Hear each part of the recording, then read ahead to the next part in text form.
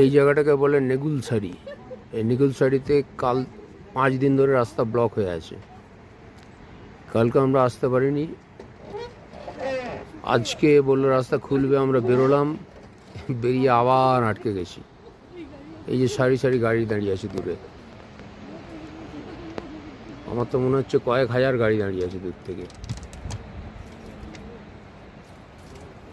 আরে এদিকে শুধু গাড়ির লাইন, আদৌ খুলবে কিনা তাও জানি না। পিছনেও হাজার হাজার গাড়ি সব দাঁড়িয়ে আছে।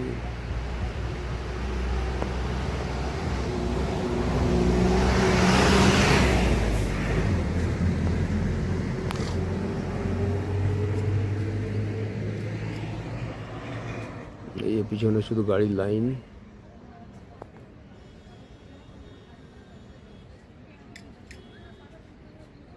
এখানেও তাই, শুধু গাড়ির লাইন। দেখা যাক আজ ভাগ্যে কি আসে।